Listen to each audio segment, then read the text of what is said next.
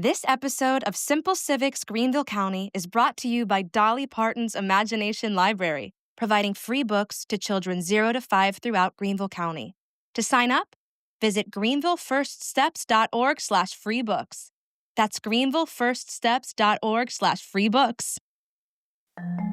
It's vacation time, and we are seeing a lot of tourists downtown and on the Swamp Rabbit Trail. We're seeing students who are touring Furman University with their families, and a lot of folks who are visiting Greenville County.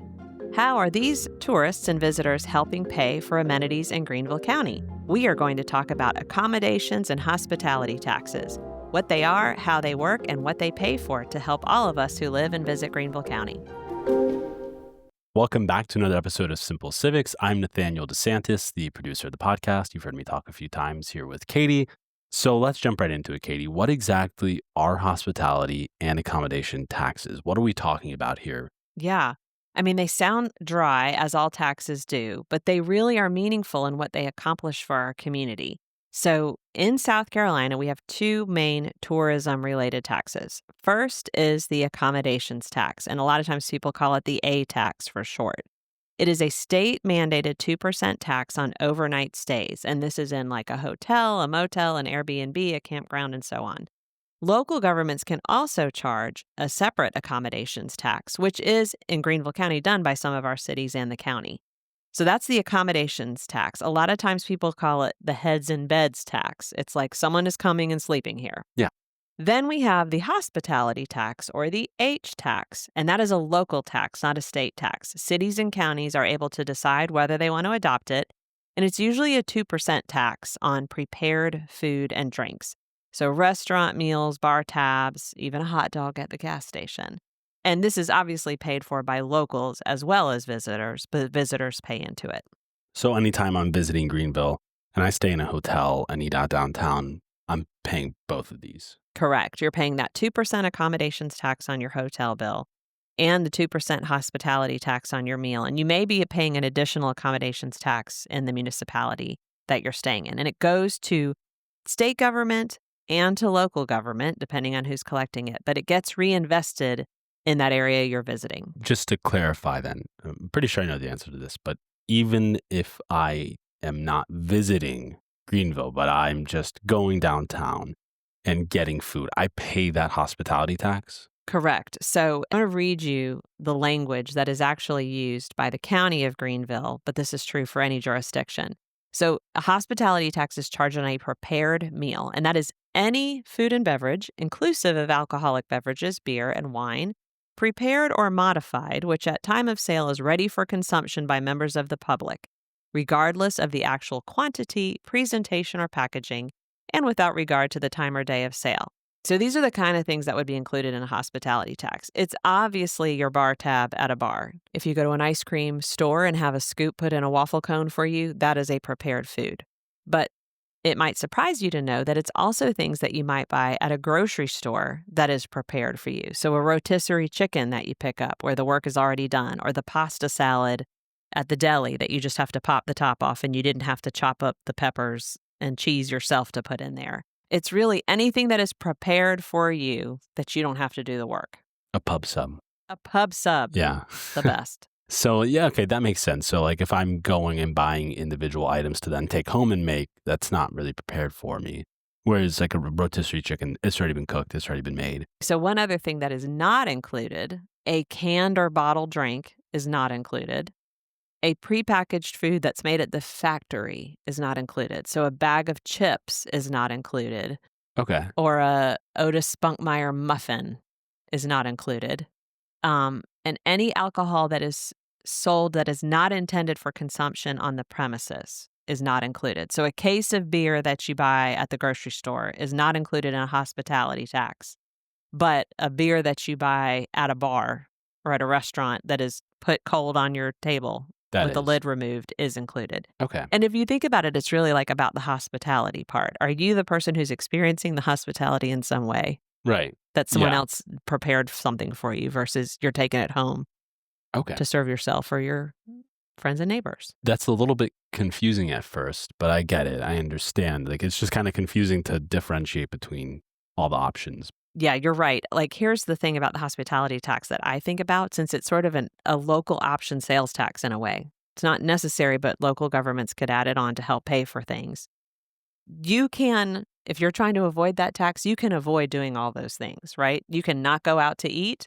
You can not stop at the gas station and buy a hot dog, but you do have to eat at your home. You can buy the Otis Spunkmeyer muffin to eat for breakfast at your house. So, I think that's where the option of it comes in.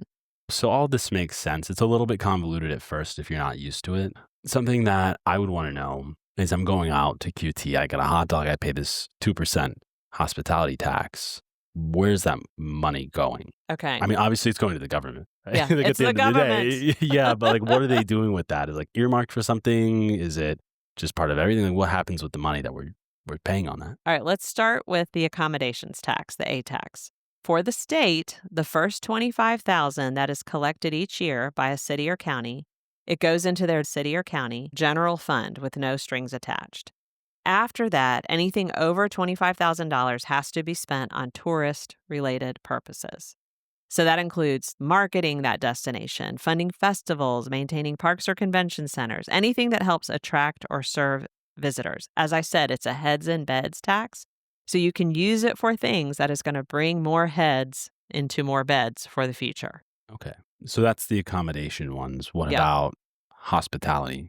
So the hospitality tax is a little bit more flexible. Cities and counties can use that money for a wider array of projects as long as they have some connection to tourism or to quality of life. So that could be sidewalk improvements, new parks, improvements at parks, security at major events, and the like. So the takeaway that I'm getting is that yes, like these things help attract tourists and bring tourists in, but it's also benefiting us residents as well. Yeah, it is. And if you think about it, like we also pay the hospitality tax because we're eating out at restaurants and we're taking out, pub subs and the like. So we can benefit from it too. And one great example, I think, of something funded by the hospitality tax is the Swamp Rabbit Trail. And when it was first put in, our county put in a hospitality tax. It helped fund the Swamp Rabbit Trail. It helped fund lots of new soccer fields and park expansions. And it's obviously been an enormous attractor for Greenville County. Enormous, as we've been able to have tournaments that people come and stay here, but all of us who enjoy the trail. So I'm hearing you say all this about H taxes and A taxes.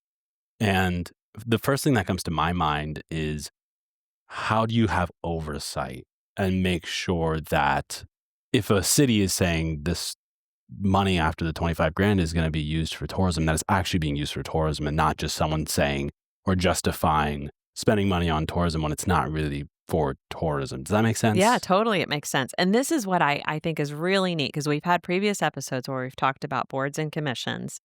There are important committees that are involved in looking at where accommodations taxes and hospitality taxes go. So if a city or county collects more than $50,000 in accommodations tax revenue, they are required by law to have an accommodations tax committee. And this group reviews those actual funding requests for the park or for the festival or whatever it may be, and they recommend how to spend that money. It has to have at least one person from the hospitality industry, like a restaurateur, and it has to have someone from the lodging industry, so someone who runs a hotel.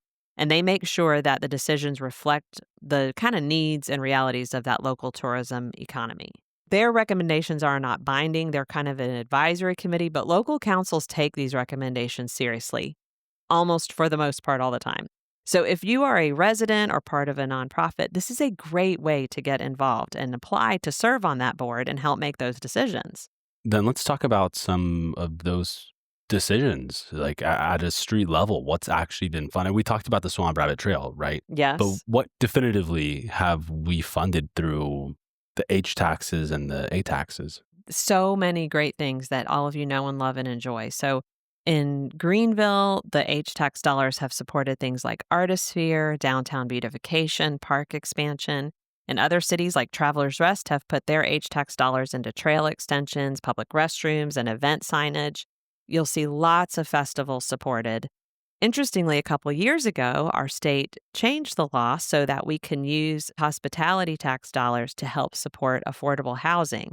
The reason is that so many hospitality workers who might work downtown at a restaurant or work at the ballpark have trouble finding housing that's affordable to them anywhere nearby. So tourism is wonderful, but it can make housing more complicated and having an available workforce a challenge. So some of that funding can go to build more tourism-related, hospitality-supported housing. So what about common criticisms and concerns about these taxes? What are people bringing up as like reasons they don't like it? Yeah, I mean, they're kind of not super surprising. They're the kind of concerns that come up with taxes, and that could be from restaurant owners or lodging providers, a concern that it drives up prices or hurts competitiveness, especially if there's places that are already expensive for visitors. But I will say that I think the draw that our community has shown it is because of some of these beautification improvements and the number of visitors we have. Right now that has not been a huge concern for folks. Another issue that people can raise is transparency. I mean, not every local government is great about showing where the money goes or how decisions are made. And I'm not speaking of anyone in particular at all in Greenville County within our community, but generally that's a concern people raise.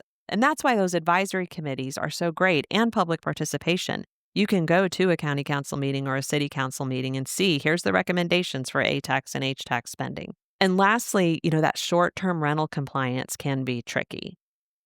Platforms like Airbnb now do collect state-level accommodations tax on behalf of hosts, but it might not always be collected if a local government doesn't have a specific agreement in place. So then the big takeaway question that everyone's wondering, if you are listening and live in South Carolina, why should you care about this? Taxes touch everything about the city and the county, from the look and the feel, whether or not there's funding for your favorite local events, the beautification of the places that you go, festivals you enjoy, venues that you enjoy. A lot of that is funded through hospitality or accommodations taxes. Plus, if you're part of a nonprofit or community group that serves tourists in some way or hosts public events, you might qualify for funding. So the big picture is that even if I don't run a hotel or eat out every day and get a pub sub, this still affects my quality of life. It does. I mean, whether you live here year-round or you just visit, this really shapes these beautiful places that we live in and the vibrant community that we have. We will put in the show notes for you links so that you can check out some of the things that accommodations and hospitality taxes have gone to in Greenville County and our cities in recent times. So you can kind of see some of the ways your funds and those of your visitors have helped support. Perfect. Well, thank you for explaining a concept that a lot of people probably haven't thought about much, but I'm sure we've all seen that 2% tax on our bill before. So I'm sure we're all aware of it and have never really known. So thanks for clarifying that. And to those of you listening, enjoy your day and have fun eating that hot dog. I was about to say, I think you're about to head out to Publix for a sub. I think I might. We'll see. Hi, Simple Civics Greenville County listeners. Nathaniel here. If you've made it this far, then we think you'll really love our newsletter. Sign up for bonus content, updates, and more right in your inbox. Look for the link in the description that says newsletter to sign up, or visit us at simplecivicsgreenvillecounty.org. Find the link in the menu that says newsletter and sign up there. We'll see you again next week.